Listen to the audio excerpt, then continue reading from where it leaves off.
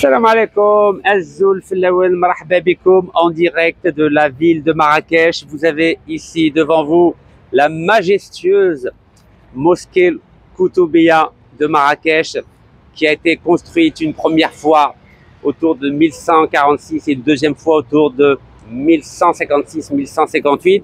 Et devinez par qui cette mosquée a été construite?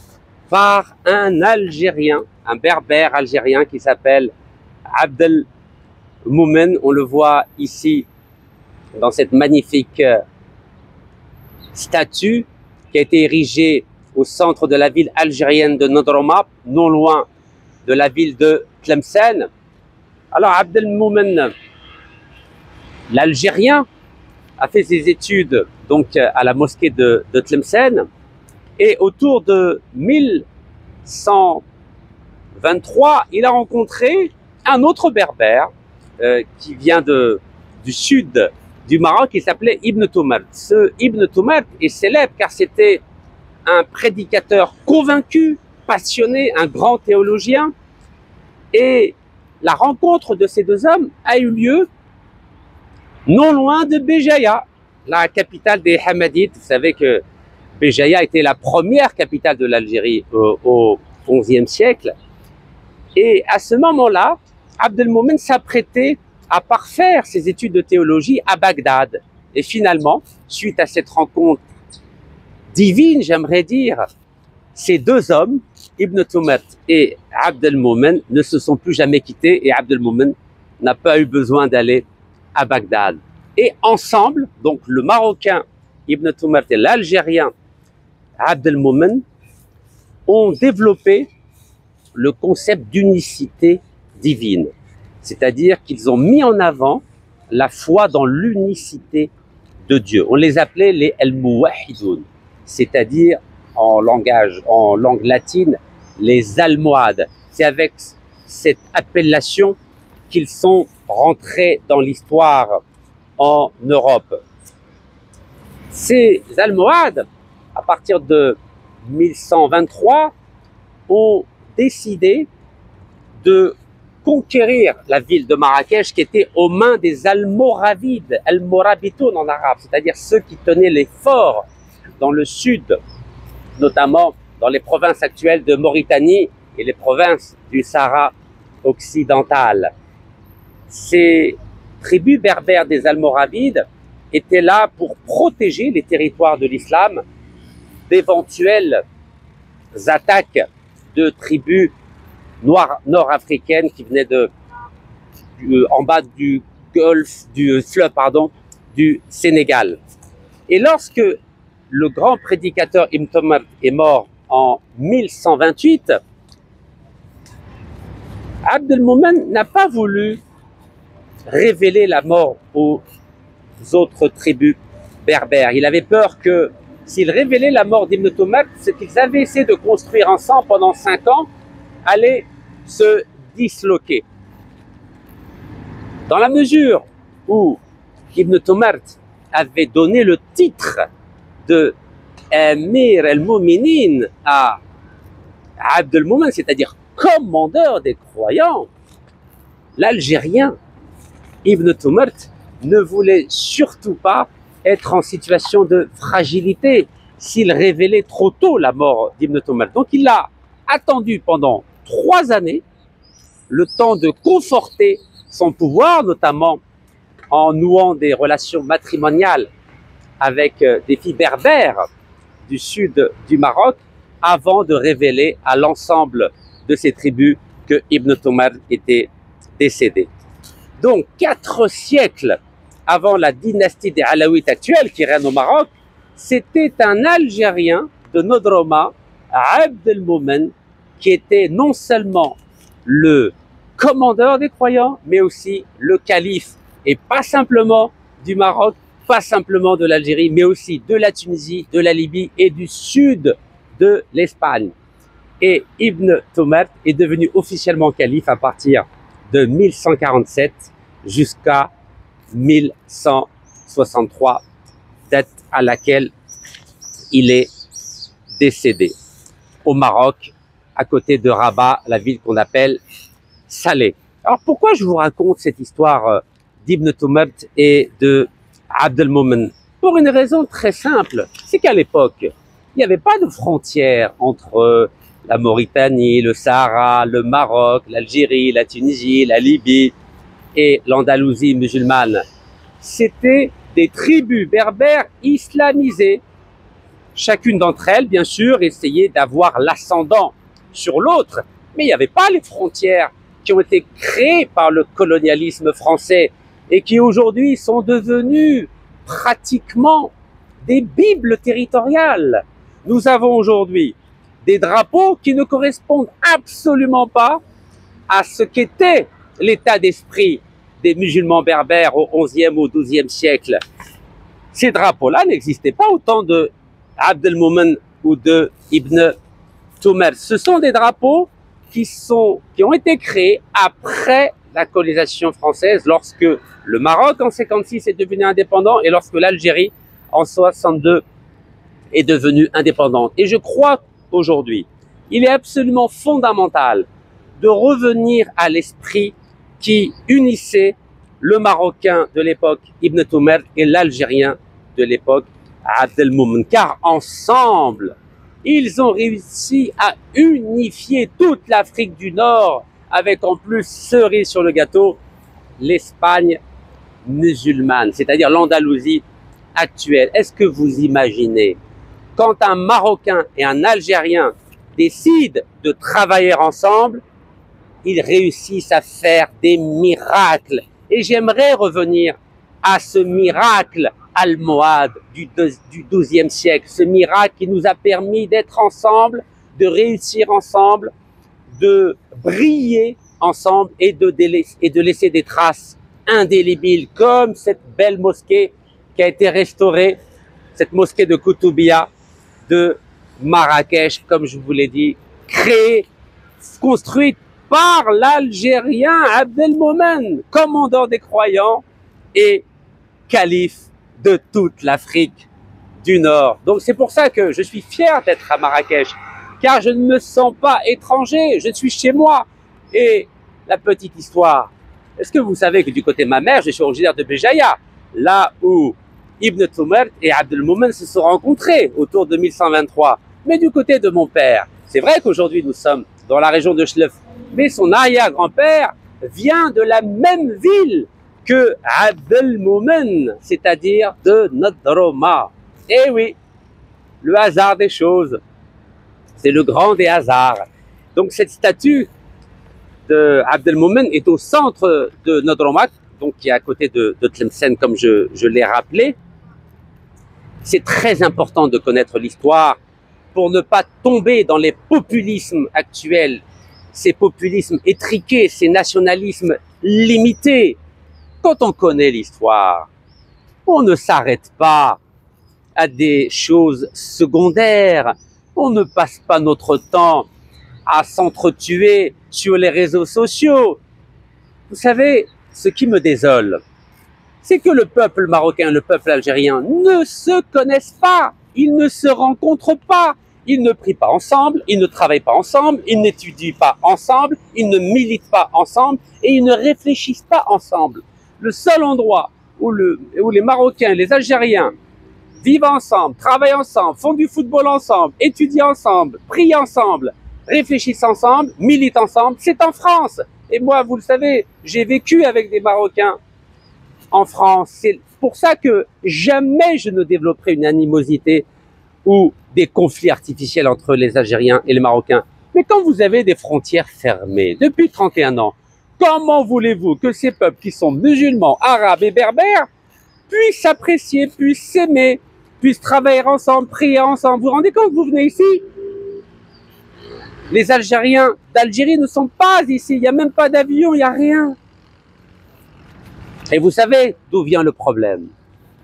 Le problème de cette animosité entre l'Algérie et le Maroc vient de la question du Sahara occidental. Un bout de territoire sur l'Atlantique de 266 000 km² qui était sous domination espagnole à partir de 1884 jusqu'en 1975 Et à la mort de Franco, ce territoire a été occupé illégalement par 350 000 Marocains lors de la marche verte de novembre 1975. Alors bien sûr, le Maroc revendique son territoire comme ayant fait partie par le passé, c'est-à-dire autour du 15e et du 16e siècle de la dynastie de l'époque, les Saadiens et les Alaouites ensuite. Mais vous savez, quand on convoque l'histoire, c'est très relatif. Rachid Nekaz, en tant qu'Algérien, peut aussi convoquer l'histoire et je peux me revendiquer moi aussi de l'héritage de mon ancêtre, l'Algérien Abdelmomen, qui 4 siècles avant la dynastie actuelle des Alaouites était non seulement commandant des croyants, mais aussi calife, à la fois du Maroc et de toute l'Afrique du Nord. Vous savez, au jeu de l'antériorité historique, tous les Algériens et l'État algérien actuel peut lui aussi se revendiquer d'Abdelmomen pour envahir le Maroc, pour envahir la Mauritanie, pour envahir le Sahara, pour envahir la Tunisie, pour envahir la Libye, pour envahir l'Andalousie musulmane. Ce n'est pas sérieux. Ce n'est pas sérieux. Ce n'est pas sérieux. L'Algérie peut dire aussi que cette mosquée lui appartient au nom de l'héritage de Abdelmomen, l'enfant de Nadroma. Regardez la carte actuelle dessinée par les Français. Nadroma se trouve en Algérie. Ce n'est pas sérieux. Mes chers frères, Marocains, Mauritaniens, Algériens, Tunisiens, Libyens, ce n'est pas sérieux. Aujourd'hui, il faut être raisonnable. Il faut être raisonnable. Et c'est justement le sens de ma démarche, d'être raisonnable. Et c'est la raison pour laquelle j'ai décidé aujourd'hui de porter, d'arborer les 2 drapeaux artificiels du XXe siècle, c'est-à-dire le drapeau marocain et le drapeau algérien. Pourquoi je dis artificiel ? Car c'est à cause de la colonisation française que nous avons ces drapeaux-là. Ils n'ont aucun sens, si ce n'est de flatter l'ego nationaliste des uns et des autres. Bien sûr, je suis fier d'être algérien, mais je suis d'abord fier d'être musulman, d'être fier d'être nord-africain, voyons. Donc, qu'est-ce que je propose pour mettre fin à ce conflit qui date de 1975? Et vous savez, encore une fois, depuis 1994, les frontières sont fermées entre l'Algérie et le Maroc. Frontières terrestres, maritimes, aériennes. Il n'y a même pas de frontière économique. Le gazoduc qui passait d'Algérie vers le Maroc n'est plus opérationnel depuis que le Maroc a décidé d'entretenir à partir de 2020 des relations diplomatiques avec Tel Aviv. Et plus que ça, depuis que le gouvernement marocain a décidé d'installer une base militaire israélienne au Maroc, non loin des frontières algériennes.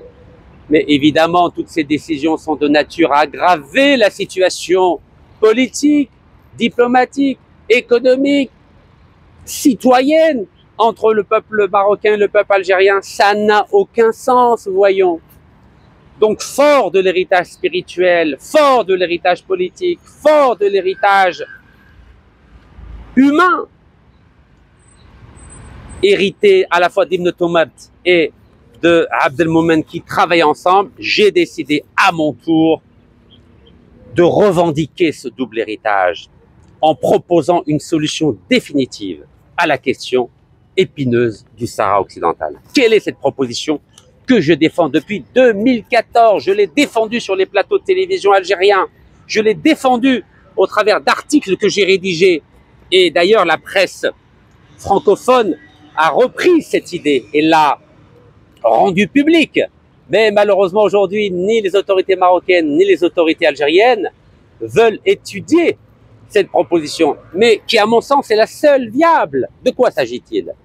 Il s'agit, après un référendum où le peuple sahraoui sera consulté, de proposer que pendant 10 ans, c'est-à-dire une période transitoire de 10 années, le territoire du Sahara occidental, donc qui se trouve au sud du Maroc, au nord de la Mauritanie et à l'ouest de l'Algérie, soit sous la double souveraineté à la fois de l'Algérie et du Maroc. Je dis bien une double souveraineté provisoire qui ne va pas durer plus de 10 ans. Vous savez que le Soudan était, entre 1899 et 1956 gérés selon le même principe de la double souveraineté à la fois égyptienne et anglaise. En langage diplomatique, cela s'appelle un condominium. Donc pendant 10 ans, on va voir ce que le Maroc et l'Algérie sont capables de faire quand ils gèrent ensemble ces territoires. Et au bout de 10 ans, il y aura un nouveau référendum où, cette fois-ci, on poserait 3 questions au peuple sahraoui. La première question est: est-ce que vous, peuple sahraoui, êtes d'accord pour continuer à vivre sous le régime du condominium, c'est-à-dire de la double souveraineté algéro-marocaine, comme ces 2 drapeaux que je porte aujourd'hui? Deuxième question: est-ce que vous voulez être géré selon le plan d'autonomie marocain qui a été proposé déjà depuis 2007? C'est-à-dire, est-ce que vous, Sahraoui, vous voulez être une province autonome dans le cadre de la monarchie marocaine? Enfin, la troisième question qui sera posée aux Sahraouis dans le cadre de ce référendum est la suivante: est-ce que vous, peuple sahraoui, vous voulez l'indépendance? C'est une proposition qui est à la fois pragmatique, qui est réaliste et qui permet de sortir de cette haine qui est en train de se développer de part et d'autre de la frontière algéro-marocaine, notamment dans les réseaux sociaux. Car à partir du moment où les Marocains et les Algériens ne se rencontrent plus, ils se détestent, ils se haïssent de façon virtuelle et artificielle. Et c'est pourquoi moi je suis là aujourd'hui à Marrakech, pour mettre fin à cette haine absurde. Alors bien sûr, j'ai déjà vu les réactions de mes frères marocains qui me disent: mais comment, Rachid, oses-tu dire que l'Algérie puisse gérer avec le Maroc le Sahara occidental? Le Sahara occidental a toujours fait partie du Maroc. Mais je viens de vous prouver, mes chers frères, que c'était un Algérien qui était le calife du Maroc et de l'Afrique du Nord. C'était un Algérien qui était le commandeur des croyants déjà au XIIe siècle. Donc, s'il vous plaît, ne me parlez pas d'antériorité historique, ça n'a aucun sens. Aujourd'hui, ce qu'il faut, ce sont des hommes politiques et des diplomates responsables, secondés par une société civile responsable pour mettre fin à ce conflit qui nous désunit et qui permet à l'Europe de nous imposer son diktat, sa domination politique, diplomatique, économique, culturelle, éducative, universitaire. Je ne veux plus que les pays nord-africains soient divisés et je ne veux plus qu'on soit faible par rapport à l'Europe, par rapport aux États-Unis, par rapport à la Chine, par rapport à la Russie. Ça doit finir. Je souhaite en tant que citoyen nord-africain retrouver cette puissance des Almohades. Je dis bien cette puissance des Almohades dont tout le monde avait peur à l'époque. Regardez, à la fois en Mauritanie, au Maroc, en Algérie, en Tunisie, en Libye et en Indonésie, il y avait un seul calife, un seul commandeur des croyants. Voilà ce que je souhaite au travers de cette proposition pragmatique. Alors les Algériens ne répondent pas à cette proposition, car les Algériens, en tout cas les autorités, disent: nous nous en remettons à l'ONU. Mais l'ONU n'a plus aucun pouvoir aujourd'hui. L'ONU avait un pouvoir dans les années 60, car les grandes puissances de l'époque, c'est-à-dire les Américains et les Russes, étaient d'accord pour que l'ensemble des pays d'Afrique, d'Amérique latine et d'Asie soient indépendants, car ils voulaient prendre le leadership aux Français et aux Anglais qui contrôlaient toute l'Afrique. Mais à partir du moment où ils ont réussi à déloger la France et l'Angleterre en tant que puissance coloniale en Afrique, aujourd'hui l'ONU n'est plus opérationnelle. Donc les États-Unis et l'URSS avaient utilisé l'ONU pour déloger la France et l'Angleterre de l'Afrique. Mais aujourd'hui, à partir du moment où c'est à nouveau les deux seules grandes puissances, ils n'ont plus besoin de l'ONU. Et c'est pourquoi, depuis 50 ans, la question du Sahara occidental n'a pas trouvé de solution. Car l'ONU n'a plus aucun pouvoir pour régler ce problème-là. Les seuls qui pourront régler ce problème, c'est ces deux-là, les Marocains et les Algériens, assis autour d'une table.